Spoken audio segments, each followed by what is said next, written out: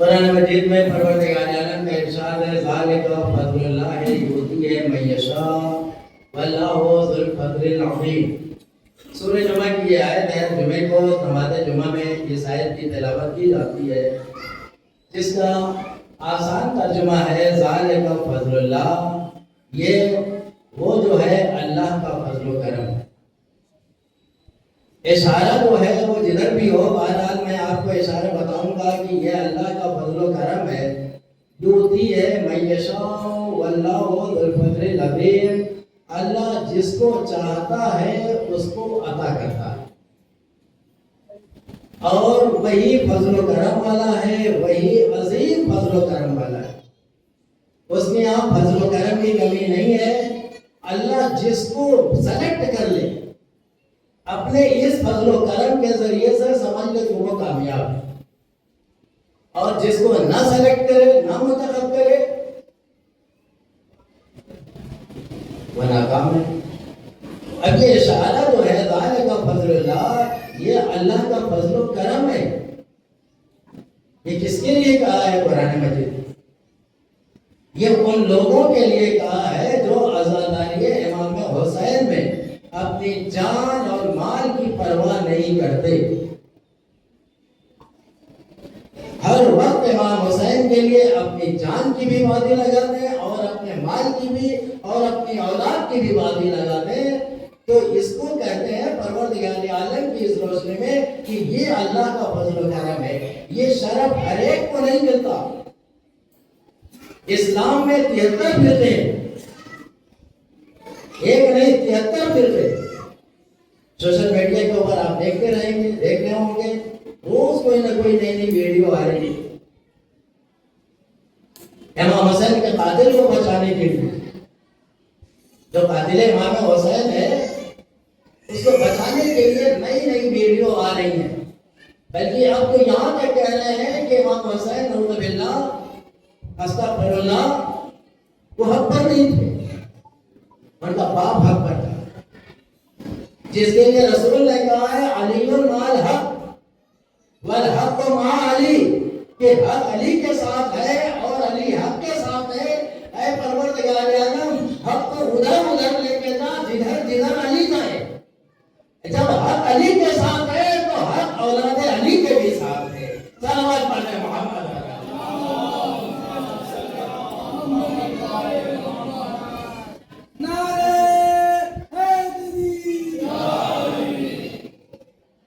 آج کل مطلب بہت زیادہ سوشل میڈیا کے اوپر باتیں ہو رہی اس طرح کی، بہرحال آپ نے کو نہ دیکھنا ہے اور نہ اس کو جواب دینا ہے، بلکہ لعنت بھیج کے ہٹ جاؤ کمنٹ کہ تم پر بھی لعنت، تمہارے باپ پر بھی لعنت، تو تمہارے باپ دادا پر بھی لعنت۔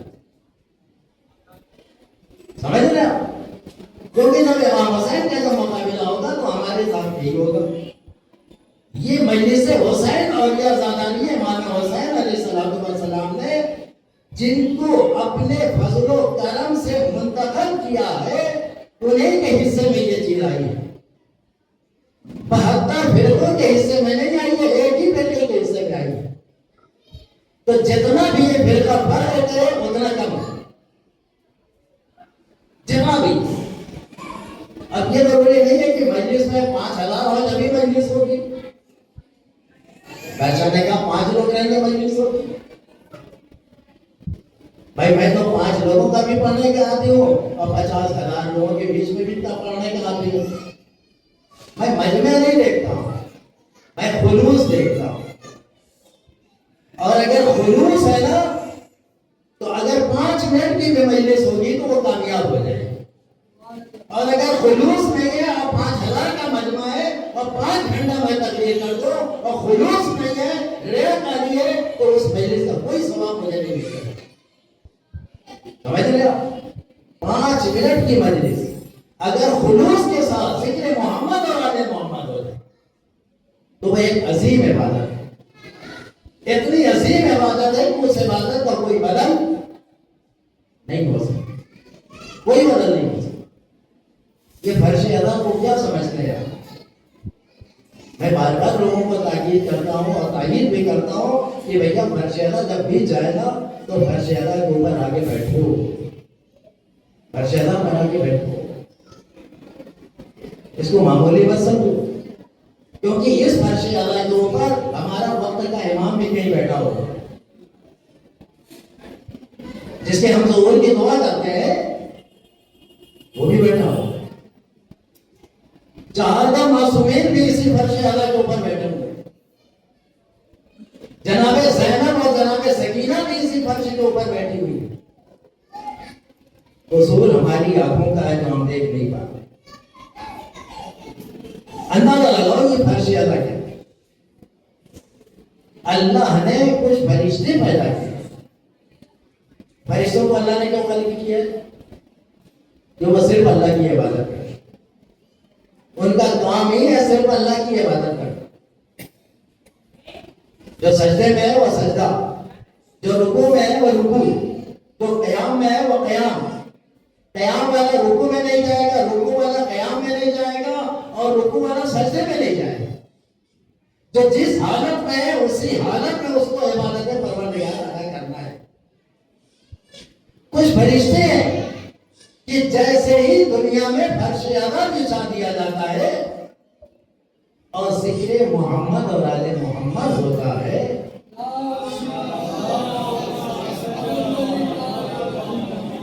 وہ فرشتے اس فرش کے اوپر آ کے بیٹھ جاتے ہیں۔ ہمیں نظر آتے ہو فرشتے؟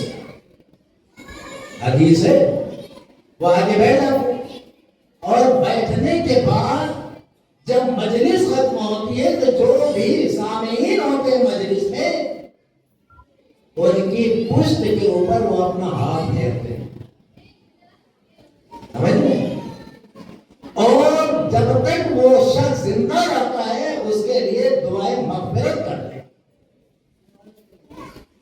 اور جب وہ بندے مومن اس دنیا سے انتقال کر جاتا ہے تو وہ فرشتے اس کے جنازے میں مشاہدت کرتے ہیں اور قبرستان تک جاتے ہیں۔ صلوات پڑھ دیں محمد۔ یہ ہے مرتبہ فرش اعلیٰ۔ فرش اعلیٰ کو ہم لوگوں نے وہ بالکل کھیل سمجھ لیا، اور پھر وہ فرشتے کہا کرتے ہیں، کہتے ہیں کہ ہماری خلقت کا جو مقصد تھا، فرشتوں کی خلقت کا مقصد کیا ہے؟ عبادت کرنا۔ وہ کہتے ہیں کہ اللہ نے جس مقصد سے ہمیں خلق کیا ہے وہ ہمارا مقصد یہاں آنے پر پورا ہو گیا۔ فرشتوں کا مقصد پورا ہو جاتا ہے اور ہمیں توفیق نہیں ہوتی، لہذا میں بار بار اور مجھ سے پہلے بھی کئی علماء نے یہ بات کہی ہے کہ اس فرش اعلیٰ کے اوپر وہی آتا ہے جو ادھر سے لایا جاتا ہے۔ صلوات پڑھ دیں محمد۔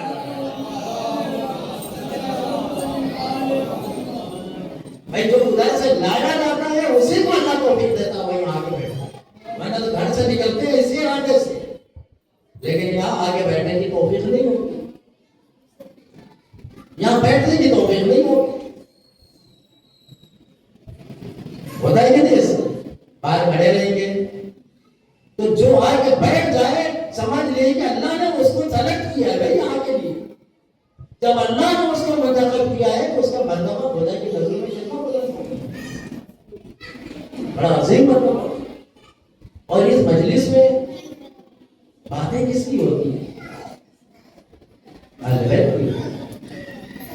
آٹھویں امام نے فرمایا ہے کہ جو ہمارے اس باتوں کو صلوات پڑھیں محمد اور علی، جو ہمارے ان علوم کو لوگوں تک پہنچائے اس کی ضمانت ہم لیتے ہیں۔ کس چیز کی؟ جنت کی۔ اب مجلس سے بہتر تو کوئی ذریعہ ہوا نہیں سکتا، کیوں مسئلہ؟ مجلس سے بہتر کوئی ذریعہ ہے کہ وہاں کے اوپر اہل بیت کا علم لوگوں تک پہنچایا جائے؟ سڑک کے اوپر کھڑے ہو کر ہم بتا سکتے ہیں کسی کو؟ اسکول کالج یونیورسٹی میں کیا بتا سکتے ہیں؟ یہی ایک ایسا پلیٹ فارم ہے یہاں آنا بھی عبادت ہے اور علوم اہل بیت کو بیان کرنا بھی عبادت ہے. صلوات پڑھے محمد.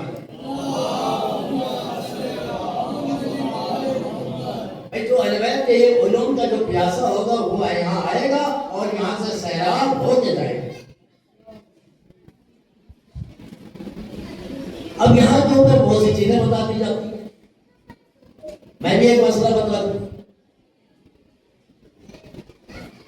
بہت سے لوگ وضو کے معاملے میں بہت سی غلطیاں کرتے ہیں اور یہ یاد رکھیے گا کہ جب تک وضو صحیح نہیں ہوگا آپ کی نماز صحیح نہیں ہوگی. کیونکہ جب لوگ نیچے وضو کرتے ہوتے ہیں تو میں تو وہاں ہوتا نہیں، لیکن مجھے بتایا جاتا ہے کہ وضو کے بارے میں تھوڑا روشنی ڈالیے. عورتیں بھی آئی ہیں وہ بھی سن لیں، کیونکہ عورتوں کے اندر اگر کوئی بات جائے تو وہ زیادہ کارگر ہوتے ہیں بمقابلہ مردوں کے. مرد جو ہوتے ہیں یہ لاوالی ہوتے ہیں، یہاں سنیں گے وہاں لا کے ختم. لیکن عورتیں جو ہے اگر سنیں گی تو گھر میں جا کے خود بھی عمل کریں گی اور دوسروں سے بھی عمل کروائیں گی. سمجھ رہے ہیں؟ وضو کے معاملے میں بہت سی کمیاں ہو جاتی ہیں، غلطیاں ہوتی ہیں. اب وہ جان بوجھ کے ہوتی ہے یا انجانے میں ہوتی ہے یہ تو وہی جانے، لیکن غلطی تو غلطی ہے. اگر غلط کیا ہے وضو تو نماز آپ کا پھر قبول نہیں ہوگی، کیونکہ وضو جو ہے وہ نماز کے لیے شرط ہے اور شرط ہی آپ کا اگر ختم ہو گیا تو مشروط خود ختم. یہ یاد رکھیے گا، اذا فات الشرط فات المشروط. اگر شرط فوت ہو گئی تو مشروط بھی فوت ہو گئی. نماز کے لیے پہلا زینہ کیا ہے؟ طہارت. اور اس طہارت کا نام کیا شریعت نے رکھا ہے؟ وضو. یہی ہے نا. اور اگر غسل کرنے کی ضرورت ہے تو پھر غسل بھی ہو جائے گا، وہ پہلا زینہ. تو غسل کا طریقہ تو بڑا آسان ہے، لیکن اس آسان کو بھی لوگوں نے بڑا ٹف بنا دیا ہے، بڑا مشکل بنا دیا ہے. ہر آدمی جس کو نہیں سیکھنا ہے وہ اپنے حساب سے غسل کرتا ہے، اور جب تک شرعی اعتبار سے جو طریقہ بتایا گیا ہے نہیں کرے گا تو وہ کبھی پاک نہیں ہوگا. اگر میں تو پہلے غسل کا طریقہ بتا دوں.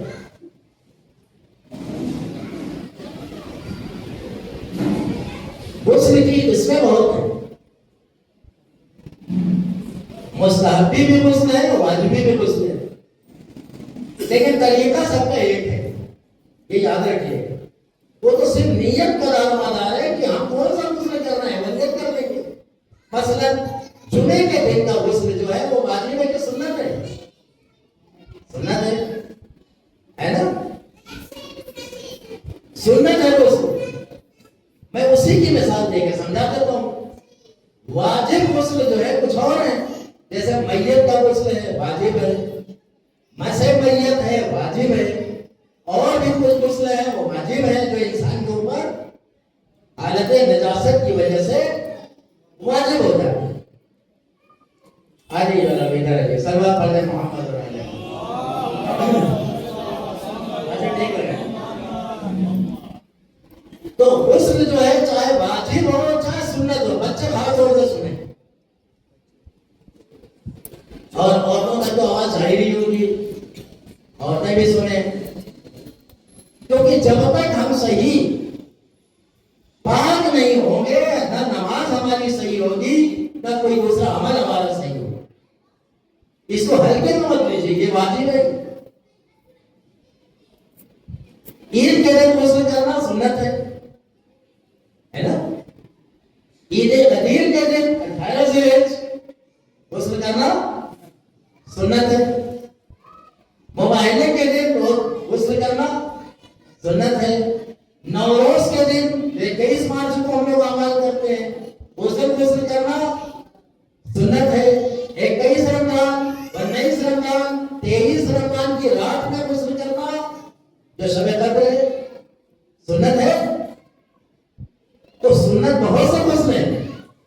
واجب تو کم ہے. واجب غسل ہے غسل جنابت، غسل میت. میت مر جاتا ہے آدمی تو اس کو غسل دیا جاتا ہے، واجب ہے. غسل مسے میت، مس کہتے ہیں چھونے، یعنی اگر کسی نے میت کو چھو لیا ہے تو اس کے اوپر غسل واجب ہے. طریقہ ایک ہی رہے گا. میں واجب بتا رہا ہوں، سننا سب ایک ہے. طریقہ کیا ہے وہ سن لیجیے غور سے. پہلے آپ صابن سے نہا لیجیے جیسے اپن نہاتے ہیں، سمجھ رہے؟ آپ کے جسم سے صابن نکل گیا، اطمینان ہو گیا نا، صابن ہمارا جسم سے نکل گیا. اب آپ نیت کریں گے جو بھی غسل کر رہے ہیں. آپ مان لیجیے جمعے کا دن کا کر رہے ہیں تو غسل جمعہ کرتا ہوں میں، سنت جمعے کے دن سنت قربتاً اللہ. اگر اسی کے برعکس اگر واجب ہمارے اوپر واجب ہے غسل تو ہم نیت کیا کریں گے؟ فلاں غسل کر رہا ہوں، اس کا نام لینا پڑے گا. غسل جنابت یا غسل مسح میت جو بھی ہے کرتا ہوں میں یہ غسل واجب قربتاً اللہ. دقت تو نہیں ہوئی؟ ٹھیک ہے. اب اس کے بعد آپ مدھے میں لوٹے میں جو بھی پانی آپ لیں گے سر پہ ڈالیں گے، لیکن دل میں نیت یہ رہے کہ یہ پانی جو میں سر پہ ڈال رہا ہوں یہاں سے یہاں تک. یہ نیت کب صادر ہوگی؟ جب آپ پانی بھی ڈالتے جائیں اور سر اور گردن پہ ہاتھ بھی پھیرتے جائیں. پانی تو پورے جسم میں جائے گا لیکن آپ کے دل میں کیا ہے؟ سر سے گردن تک کتنی بار ڈالنا ہے؟ کوئی حد نہیں ہے. ایک بار میں بھی کام ہو جائے تو ہو گیا، ایک بار میں نہیں ہوا تو 2 بار کر لو، 2 بار میں نہیں ہوا 3 بار کر لو. لوگ کہتے ہیں 3 بار، میں کہتا ہوں 3 بار میں 300 بار اگر ڈالو اور کہیں سوکھا ہے تو غسل نہیں ہوگا. آج سمجھ میں آ رہی؟ اگر آپ نے ایک ہی بار ایسے ڈالا اور ہاتھ پھیرا کہ ایک ہی بار میں ہر جگہ پانی پہنچ گیا، اتنا حصہ اب دوبارہ ڈالنے کی ضرورت بجائے کہ دوبارہ ڈالنے کی ضرورت پانی کی جب ہے کہ جب کہیں سوکھا ہو حصہ. اگر سوئی کی نوک کے برابر بھی کوئی حصہ سوکھا ہے تو غسل نہیں ہوگا. یہ باریکی ہے، یہ کار کی جو لمحے ہیں یہ اندر جس میں بھی مطلب انگلی آپ کو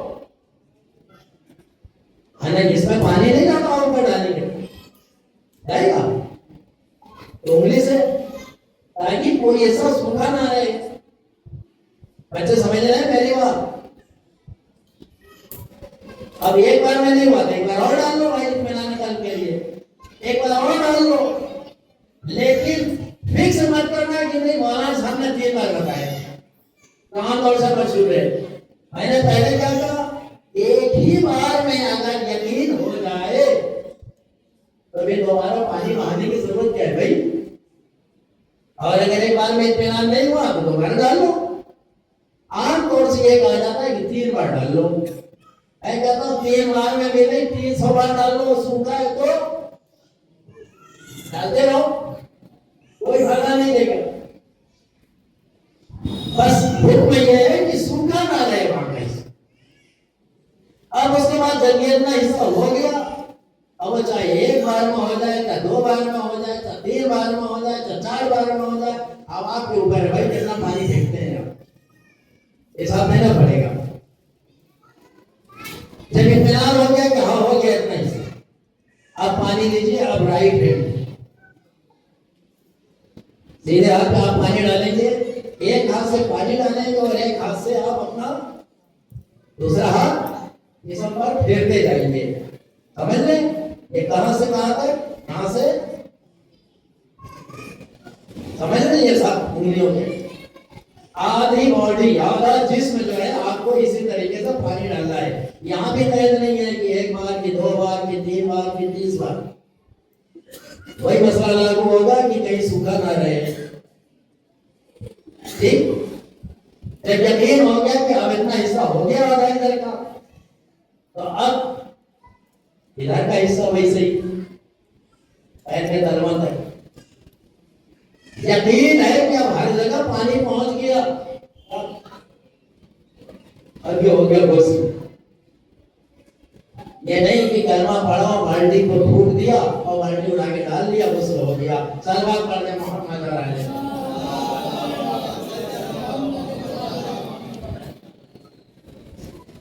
ऐसा नहीं है भैया।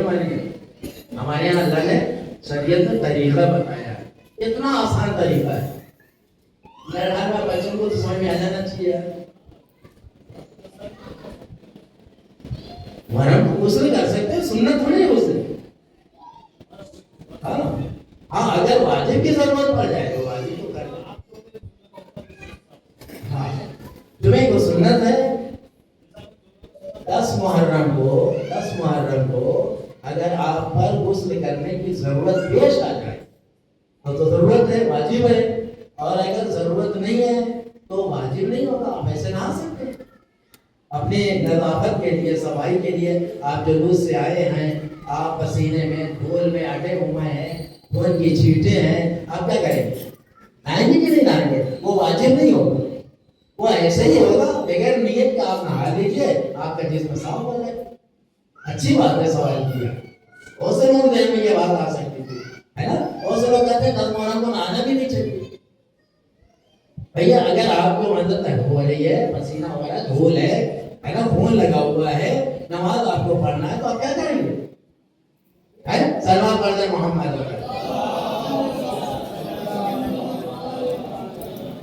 मेरे ख्याल में इतने बच्चों में गुस्ल का मसला तो हल हो जाना चाहिए। अब इतने लोग को गलती नहीं करें आप, और इतने लोग जो है ना दूसरों तक पहुंचाएं। हर आदमी अपने दोस्त को ये बात बता दे, तो कहते हैं ना कड़ी से कड़ी मिल जाएगी, तो हमारी बहुत सी कमियां अपने ऑटोमेटिक दूर होती चली जाएगी। हम लोग शर्माते बहुत हैं,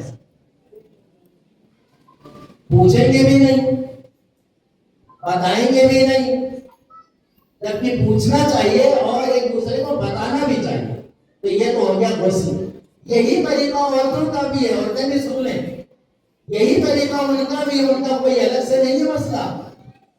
इसी तरीके से वो भी गुस्ल करेंगी। और याद रखिए, अगर हमारे ऊपर गुस्ल वाजिब हो जाए, अब इस मसले को औरतें भी सुने और आदमी भी सुने।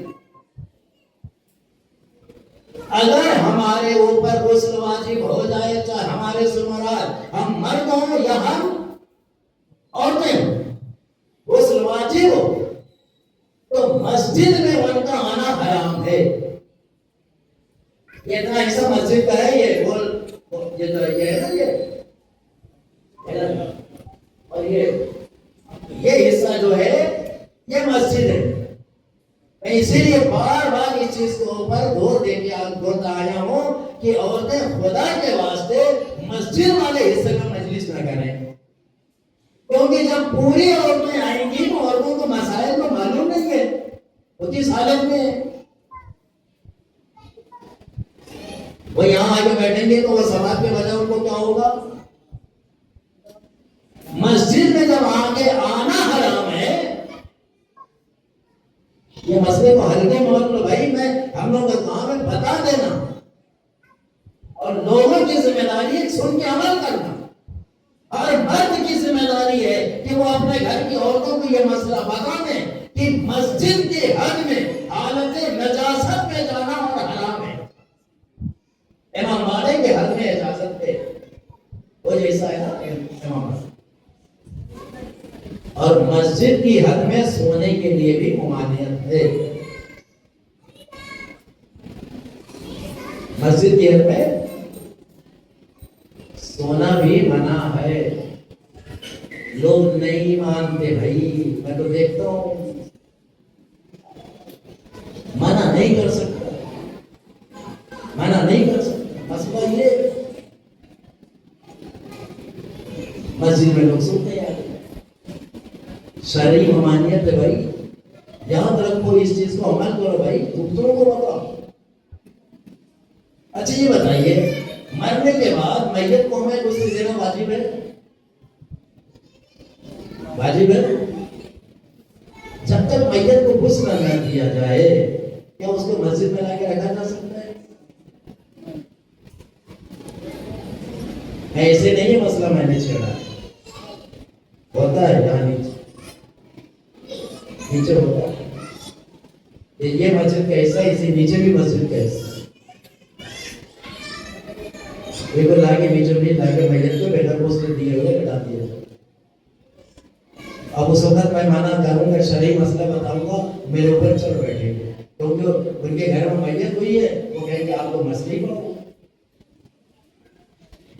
برا لگے گا کہ نہیں لگے گا؟ میں چپ چاپ بیٹھ جاتا ہوں۔ یہ آپ سب کی ذمہ داری ہے جو میں بتا رہا ہوں۔ جب تک میت کو غسل نہ دے دیا جائے تب تک میت کو مسجد کے اندر نہیں لا سکتے۔ اگر کوئی کہ پاک ہے تو پھر غسل کی ضرورت تو پڑے تو غسل کیا جاتا ہے نا۔ یہ بات یاد رکھیے جو میں مسئلے بتا رہا ہوں۔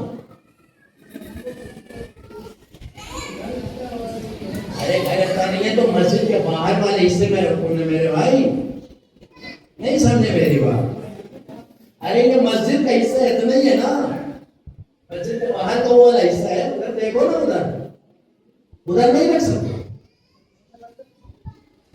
میں تو مسجد کی بات کر رہا ہوں بھائی، مسجد کے باہر آپ میت میں تو اندر کی بات کر رہا ہوں، اپنی آنکھوں سے دیکھا میں نے۔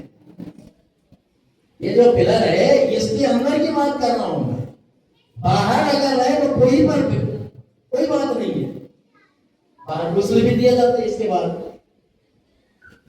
لیکن غسل سے پہلے لا کے یہاں لٹا دیا جائے ہاسپٹل سے لا کے، گندی چادر ہے، نہ جانے کیا کیا چیزیں ہوتی ہیں کہ نہیں ہوتی، اور لا کے کہاں لٹا دیتے ہیں؟ مسجد والے حصے۔ جتنا یہ حصہ ہے نا مسجد کا ویسے ہی اس کے نیچے کا جو حصہ ہے وہ بھی مسجد کا ہی حکم ہے۔ صلوات پڑھیں محمد۔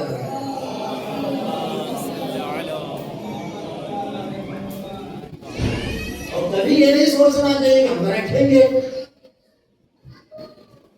تو یہ شرعی معاملہ ہے یار، کوئی لاٹھی نہیں چلائے گا جا کے، ہے نا، شرعی معاملہ ہے، غلط ہو رہا ہے تو غلط ہے، گناہ ہو رہا ہے، ہر ایک کو عمل کرنا واجب ہے اس کے اوپر۔ کیا کوئی یہ نہیں چلے گا ضد ہٹ در میں کہ نہیں ہم تو رکھیں گے؟ کر لو بھائی، آپ کا گھر ہے، اللہ کا گھر نہیں آپ کا گھر ہے، رکھ لو، کوئی تو نہ کرے، ہے نا۔ تو یہ ہو گیا غسل کی بات۔ اب آئیے وضو کے اوپر آ جائے، پھر بات ہی ختم کر دوں گا مجلس، یہ مسئلہ اگر یاد رہے تو۔ غسل یاد ہو گیا، سمجھ میں آ گیا؟ سب سے پہلے سر اور گردن، اس کے بعد دائیں طرف، اس کے بعد، اتنا آسان ہے، اس میں کوئی دقت ہے؟ اب آ جائیے غسل کے اوپر، وہ وضو کے اوپر۔ بھائی ہماری ماں بہنیں بھی سنیں اور ہمارے بچے بھی سنیں، غسل وضو کے لیے اللہ نے قرآن میں ایک آیت نازل کی، فَاغْسِلُوا وُجُوهَكُمْ وَأَيْدِيَكُمْ إِلَى الْمَرَافِقِ وَامْسَحُوا بِرُؤُوسِكُمْ وَأَرْجُلَكُمْ إِلَى الْكَعْبَيْنِ۔ اس کا میں ترجمہ کر رہا ہوں سلسلے وار، مجھے غور سے سننا۔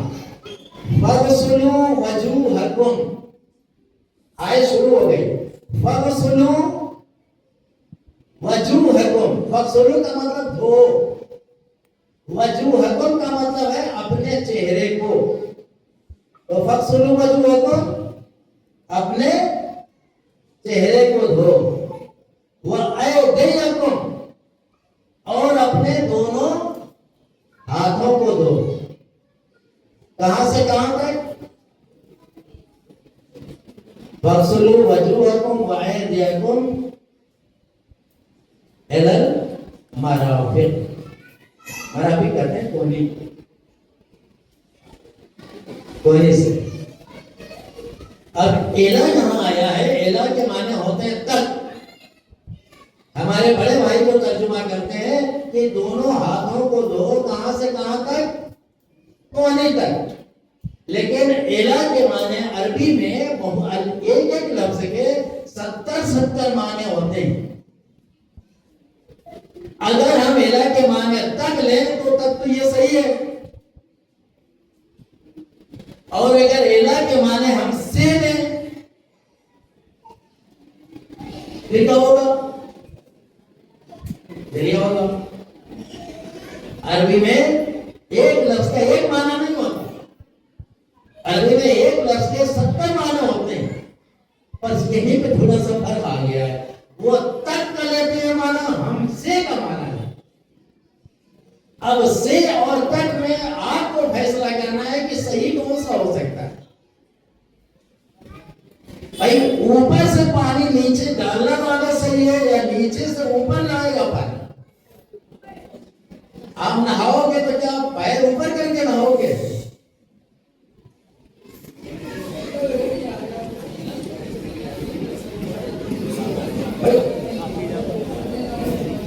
تو سے کا مطلب صحیح ہو گیا نا؟ سے کا مطلب صحیح ہوا کہ نہیں؟ کہ چہرے کو دھو اور دونوں ہاتھوں کو کوہنیوں سے دھو. ہو گیا بات؟ اب آگے وَمْسَحُ اور مسح کرو. وَمْسَحُ میں ترجمہ کر رہا ہوں، فرق آپ نکال لینا. میں کسی کو اس میں وہ نہیں کر رہا ہوں، میں تو آیت کا ترجمہ کر رہا ہوں. وَمْسَحُ مسح کرو بِرُؤُوسِکُم اپنے سر کا، وَأَرْجُلَکُم اور اپنے پیروں کا، إِلَى الْكَعْبَيْنِ کعبین اس کو کہتے ہیں. یہ کرنا ہے، یہاں سے میں نے بالکل لفظی ترجمہ سیریل وائز کیا ہے. وَمْسَحُ مسح کرو بِرُؤُوسِکُم اپنے سر کا. کان نہیں آیا، گلا نہیں آیا، نہیں آیا نا. وَأَرْجُلَکُم اور اپنے پیر کا مسح کرو إِلَى الْكَعْبَيْنِ. یہاں پیر کا مسح کرنے کا حکم آ رہا ہے، پیر دھونے کا حکم نہیں آ رہا ہے. صلوات پڑھ دیں محمد.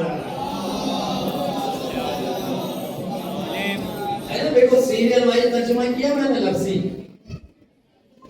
یہ چہرے کو دھو، دونوں ہاتھوں کو دھو کوہنی سے لے کر کے انگلیوں تک ہے نا، اور سر کا مسح کرو اور دونوں پیروں کا مسح کرو کعبین تک، ٹخنے تک. اگر پیر دھونے کا حکم ہوتا تو پہلے ہی جملے میں آ جاتا کہ چہرہ دھو، دونوں ہاتھ کو دھو اور دونوں پیر کا مسح والے میں لائن میں آیا ہے. وَمْسَحُ مسح کرو بِرُؤُوسِکُم اپنے سر کا، وَأَرْجُلَکُم اور اپنے پیروں کا. اب سر کس کو کہتے ہیں؟ اب وہ لوگ تعبیر کرتے ہیں کہ سر تو پورا ہے. سر جو ہے کسی بھی ڈاکٹر سے آپ جا کے پوچھے تو وہ یہی کہے گا کہ سر جو ہے، جو سر کا اگلا حصہ ہوتا ہے وہی سر ہے، وہی سر کا سر ہے. سر کا جو سر ہے یہی ہے. یہاں کی ہڈی بھی کمزور ہوتی ہے نا. یہ بچپنے میں آپ نے دیکھا ہوگا بچوں کا نازک ہوتا ہے، یہی ہے اصلی سر. تو یہاں کا مسح کرنا واجب ہے، نہ کہ ہم پورے سر کو مسح کریں. تو کتنا آسان ہے بھائی. ایسے چلے میں پانی لے کے ایسے نہیں کرنا میرے بھائیوں، میری ماں بہنوں سن لو. ایسے اگر آپ نے کیا، الٹے اگر آپ کا ہاتھ چلا گیا، ادھر گیا، وضو باطل. آپ کو بڑے احتیاط سے ایسے دھونا ہے کہ ہاتھ نیچے سے اوپر نہ آئے. اگر نیچے سے اوپر ذرا سا بھی آ گیا وہ آپ کا وضو باطل ہو گیا. آپ کو بڑے احتیاط سے ایسے ایسے دھونا ہے. انگوٹھی پہنے تو انگوٹھی کو ایسے ہلا لیں, ایسے انگلیوں میں ایسے کر لیں تاکہ پانی ہر جگہ پہنچ جائے. اب یہاں بھی ایک مسئلہ ہمارے نوجوان پوچھتے ہیں کہ کتنی بار دھوئیں, تو میں یہ بتا دوں, ایک بار دھونا واجب ہے, 2 بار دھونا سنت ہے, اور 3 بار دھونا بدعت ہے. صلوات پڑھ دیں محمد. اگر ایک ہی بار میں اگر آپ کا ہو گیا وہی اطمینان غسل والا, آپ آگے سے سانے کا ایک بار ویڈیو آیا تھا وضو کرنے کا, بھائی انہوں نے 3 بار کھلی کی, 3 بار ناک میں پانی ڈالا, ایک بار میں چہرہ دھو لیا, ایک بار میں یہ والا ہاتھ دھو لیا, ایک بار میں ایک چلو میں یہ والا ہاتھ دھو لیا. کتنا پانی گرا, کتنا پانی گرا. اب ہم لوگ کتنا گراتے ہیں, نل پورا بھریں گے فل,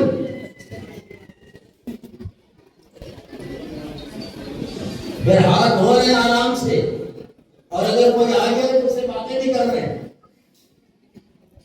ہمیں پانی کی پرواہ نہیں تھی, گر رہا ہے تو گر رہا ہے. ایک وضو کرنے میں ہم لوگ کتنا پانی گرا دیتے ہیں بھائی. حساب تو وضو کرنے والے خود ہی بتاتے ہیں, میں تو دیکھتا نہیں ہوں, لیکن ہاں آواز تو آتی ہے. پانی گرنے کی آواز یہاں تک آتی ہے کہ کوئی بندہ وضو کر رہا ہے. حساب دینا پڑے گا, جواب ڈھونڈ لو. پانی بہت قیمتی چیز ہے. جس دن خدا کے واسطے, خدا نہ خواستہ, پانی کی قلت ہو گئی, تب اس پانی کی قیمت کا اندازہ لگے گا کہ جو ہم نے بہایا تھا اس کا حساب تو دینا ہی ہے, لیکن جو بہایا تھا تب احساس ہوگا کہ پانی کتنی قیمتی ہے. جو ہر جگہ بورڈ لگا رہتا ہے جل ہی جیون ہے. اگر پانی ہٹا دیا جائے نا, صرف پانی ہٹا دیا جائے دنیا سے, ذرا بھائی صرف پانی جس کو ہم لوگ بہا دیتے ہیں پانی کی طرف سے, پروردگار عالم صرف پانی کو کھینچ لے, صرف پانی کو, ہوا کو نہیں میں کہہ رہا ہوں, زمین کو نہیں کہہ رہا ہوں, سمجھ رہے, صرف پانی جس کو ہم پانی کی طرف بہاتے ہیں, صرف پانی کو روک لے پروردگار عالم, تو پوری کائنات جو ہے وہ پانی کے اوپر ٹکی ہوئی ہے. پھر دنیا میں کچھ نہیں ہوگا اگر پانی اللہ دے. اس لیے پانی کا احتیاط کرو, پانی کی حفاظت کرو. صلوات پڑھ دیں محمد.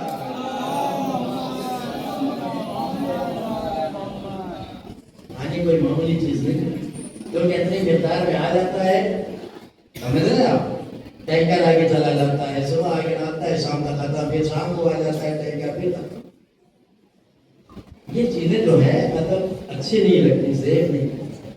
پانی اتنا ہی استعمال کرو جتنی آپ کو ضرورت ہے. اللہ نے پانی بنایا ہی اسی لیے بھائی, لیکن ہم اس کو رائے گا وہاں دیں. تو بات چل رہی تھی وضو کی, کہ وضو میں آپ کو نہ تو چہرے کو الٹی ایسے تو دھونا, اللہ جانے کیا کرتے ہیں, وضو کرتے ہیں یا کچھ اور کرتے ہیں, ایسا ایسے کرتے ہیں. ہمارے یہاں حکم ہے کہ آپ ایسے منہ پہ ڈالو, ایسے اوپر سے نیچے دیکھ رہو, ایسے ہاتھ میں نیچے سے اوپر گیا نا تو وضو باتیں. اور وضو کے لیے یہ جو بالوں کی جگہ ہے یہاں سے لے کے یہاں ٹھنڈی تک, واجب کتنا ہے, جتنا یہ کور کر لے, یہ انگلی اور یہ انگوٹھا, یہ بیچ والی انگلی, اتنا تو واجب ہے. مستحب یہ ہے کہ آپ ایسے کانوں کی جڑ پہ ہاتھ دھو لیں, سمجھ رہے آپ, لیکن نیچے سے اوپر نہیں جانا چاہیے. میں اس کو بہت زور دے رہا ہوں اس لیے کہ میں نے اپنی آنکھوں سے دیکھا ہے. اور یہاں سے بھی ایسے ہونا ہے, ایسے ایسے نہیں کرنا ہے. ایک بار میں یقین ہو جائے, اچھے اچھوں کو میں نے دیکھا ہے, میں نام نہیں لیتا ہوں کہ غیبت ہو جائے گی, لیکن تکلیف ہوتی ہے کہ اس عمر میں بھی وضو ہمارا صحیح نہیں ہے.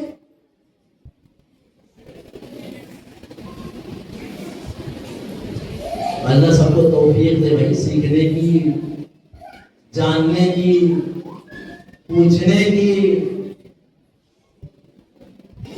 قرآن میں فصلوا اہل الذکر ان کنتم لا تعلمون، اس میں شرم کی بات کیا بات ہے؟ اگر تمہیں نہیں معلوم ہے صاحبان علم سے پوچھو نا. لیکن پوچھتے ہوئے بھی شرم آتے ہیں. لیکن وہاں اگر وضو کرنا اور وہاں کھڑے ہو کے ٹوک دیں تو پیجامے باہر ہو جائیں گے، آستینیں توڑ جائیں گے.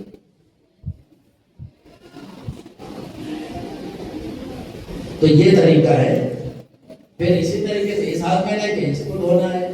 ایک بار میں ہو جائے تو ٹھیک ہے، نہیں ایک بار اور کر لو. ہاتھ پہ مسح کیسے کرنا ہے آپ کو؟ وہ سلوٹ کو یوں کرنا ہے. تو نیچے سے اوپر گیا کہ نہیں آپ؟ ایسے ایسے آپ نے کیا تو نیچے سے اوپر گیا کہ نہیں؟ میں نے پہلے ہی کہا کہ نیچے سے اوپر اگر گیا تو وضو آپ کو کیا کرنا ہے کہ آپ کو ایسا ڈائریکٹ یہاں رکھ دینا ہے.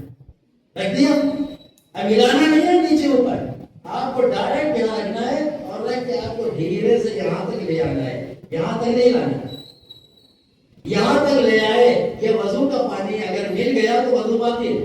بس یہاں سے شروع کیجیے اور یہی آگے روک دو بالوں تک، ہو گیا مسئلہ. اب ایسے سے کرنے کی ضرورت نہیں ہے. بہت سے بچے کہتے ہیں ہمارا وضو بڑا ہے. تو سوال یہ ہے کہ بڑا کیوں ہے؟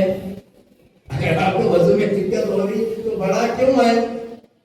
چھوٹا رکھو. اور اگر بڑا ہے تو شریعت نے کہا ہے کہ مسح کرنے کے لیے مطلب کھال تک پانی پہنچانا ضروری نہیں ہے.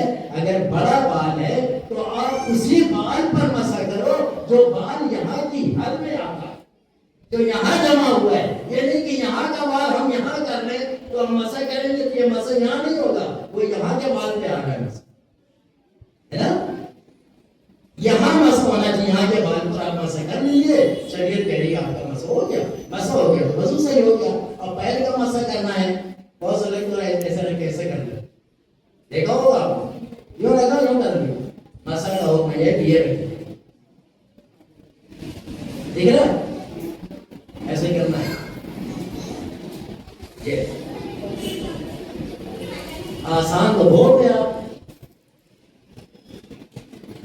مشکل بالکل نہیں ہے ہمارے یہاں، لیکن ہم لوگوں نے بڑا مشکل بنا دیا ہے. اتنا مشکل بنا دیا ہے کہ ہمیں اپنے آپ میں سدھار پیدا ہی نہیں کرنا ہے. میرے بھائی اگر وضو اور غسل صحیح نہیں ہوگا، آپ پاک نہیں ہوگے، آپ کی نماز نہیں ہوگی. آپ ہوگے نمازی، کتنی نماز پڑھ لو کچھ نہیں ہونے والا. اس لیے طہارت بہت ضروری ہے. آج میں نے سوچا کہ بڑے سکون سے بچے بھی سن رہے ہیں اور ہماری مائیں اور بہنیں بھی سن رہی ہیں. یہ مسئلہ یہاں بھی پہنچ جائے اور اوپر بھی پہنچ جائے. صلوات پڑھتے ہیں محمد.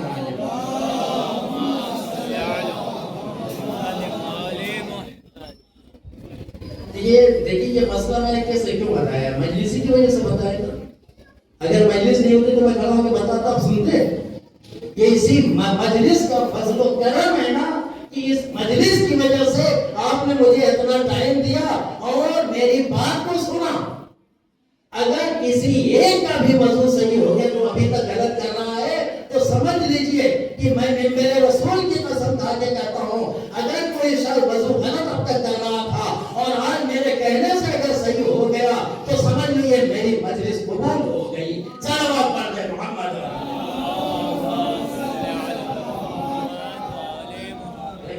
کے واسطے کبھی شرمانا نہیں ہے.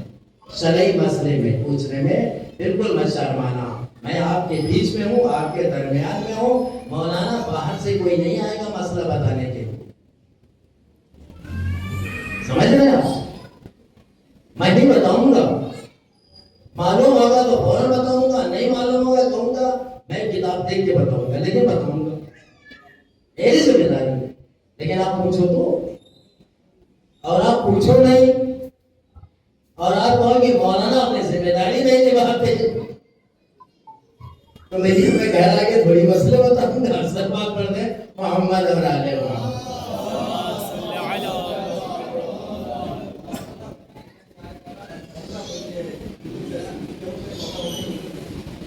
گیلے میں نہیں ہوتا. پیر سکھا لو. اگر کسی نے پیر پہلے دھو لیا ہے اس کا طریقہ ہے کہ پہلے سکھا لیا. سمجھ میں آیا؟ جب پیر سوکھا رہے گا تبھی مسح ہوگا, بال سوکھا رہے گا تبھی مسح ہوگا. گیلا رہے گا تو مسح نہیں ہوگا. ایک بار اور سلوات پڑھیں پھر بات آگے بڑھیں. میں نے ایک ہی دو مسئلے میں نکال دیا. یہ شرف ہے مجلس حسین.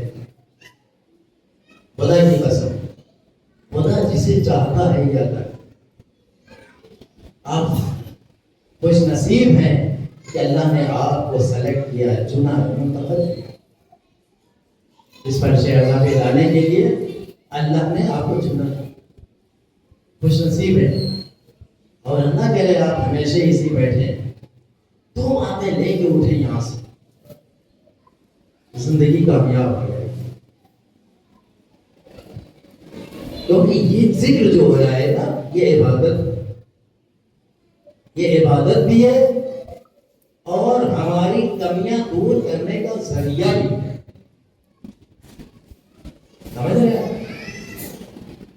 یہ ایسی عبادت ہے کہ جس کو رسول کو بھی تمنا تھی اس عبادت کی, انبیاء کو بھی تمنا, ملائکہ کو بھی تمنا ہے اس عبادت میں شریک ہونے. اور صرف تمنا ہی نہیں ہے, شریک ہوتے بھی ہیں. سمجھ رہے ہو؟ میں نے پہلے ہی کہا ملائکہ بھی آتے ہیں, انبیاء بھی آتے ہیں, چاہتا معصومین بھی آتے ہیں اس فرش ادا کے اوپر. یہ کوئی معمولی عبادت نہیں ہے. یہاں محمد اور آل محمد کا ذکر ہو رہا ہے, جن کو پروردگار عالم نے طیب الطاہر پیدا کیا ہے اور آیت تطہیر کی سند نازل کیا ہے. ان کو کوئی بدل نہیں ہے دنیا میں. بس محبت کرو. آج محرم کی 11 ہے.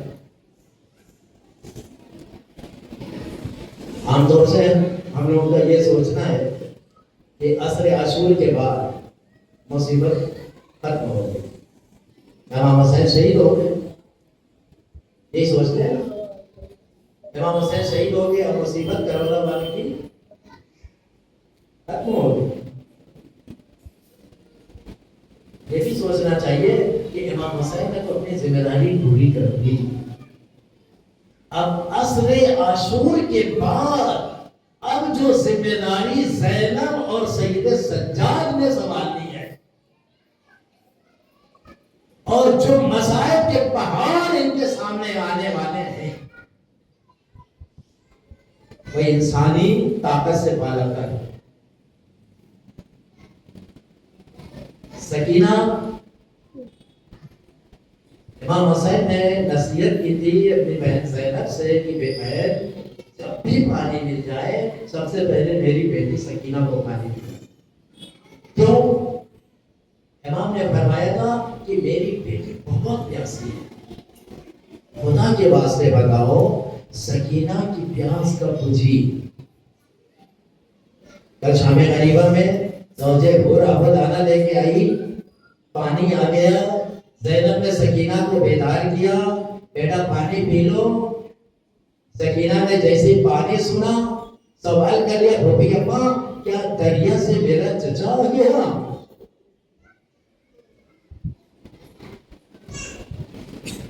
نہیں بیٹا چچا نہیں آیا, نہیں آئیں گے.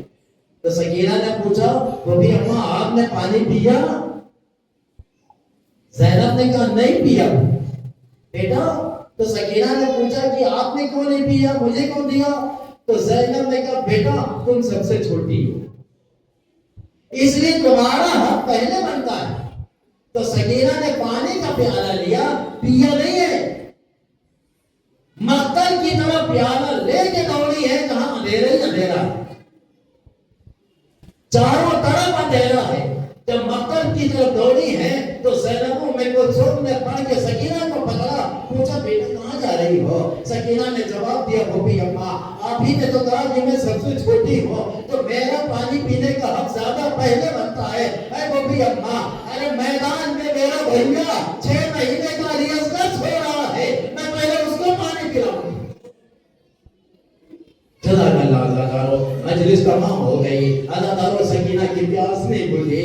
जब खैमे जल रहे थे, जब खैमे जला रहे थे साले, तो बीबियां एक खैमे से दूसरे खैमे में जा रहे थे। उसी बीच में सकीना 3 साल की बच्ची सकीना डरी हुई, सहमी हुई, एक खैमे की चादर से लिपट के टेक लगा के खड़ी हुई थी सकीना। खैमे जल रहे थे, उतने कब सकीना के दामन में आग लग गई खैमे की, सकीना को पता नहीं चला। पर जैसे ही दामन में आग लगी है, अदादारों सकीना ने किसी से ये नहीं कहा कि आओ मेरी मदद करो, आओ मेरी आग बुझा दो। रावी कहता है कि एक मर्तबा मक्तल में मैंने एक नन्ही सी बच्ची को भागते हुए देखा, जिसके कुर्ते के दामन में आग लगी हुई थी। तो वो रावी कहता है मैंने घोड़े को तेज दौड़ाया कि ऐसा ना हो कि वो आग भड़कती जाए और वो बच्ची खुद जल जाए। तो एक मर्तबा घोड़ा जब करीब आया, वो घुड़सवार घोड़े से नीचे उतरा और आगे बढ़ के सकीना के दामन की आग बुझाना चाहा। तो सकीना ने एक मर्तबा उसके चेहरे को देखा, कहा ऐसे खुदा के वास्ते हमें हाथ मत लगाना, हम शैतानियां हैं, हम फातिमा की बेटियां हैं, हमें नामहरम हाथ ना लगाए। जज़ाकल्लाह अज़ादारो, खुदा आपको किसी गम में ना रुलाए, सवाए गमे अहल बैत के। अज़ादारो अभी शामे गनीमा जारी है, अभी शामे गनीमा चली रहा है कि एक मर्तबा ज़ैनब और उम्मे कुलसूम ने आपस में बात किया कि ऐ बहन ज़ैनब, ऐ बहन कुलसूम, अरे 2 बच्चे नहीं नजर आ रहे हैं, सारे बच्चे तो रात पर सो रहे हैं, 2 बच्चे नजर नहीं आ रहे हैं, आओ उन दोनों बच्चों को तलाश किया जाए। लो अज़ादारो पास तो नहीं है ना, तो शायद नहीं है तो बच्चों को तलाश करें और बच्चों की हिफाजत करें। ज़ैनब और उम्मे कुलसूम चली है दोनों बच्चों की तलाश में। एक झाड़ी के करीब पहुंचे, चारों तरफ अंधेरा था। एक मर्तबा झाड़ी के करीब गए तो देखा कि 2 नन्हे बच्चे जमीन करबला पर सो रहे हैं। ज़ैनब और उम्मे कुलसूम ने जो झुक के देखा तो बच्चे इस दुनिया में नहीं थे।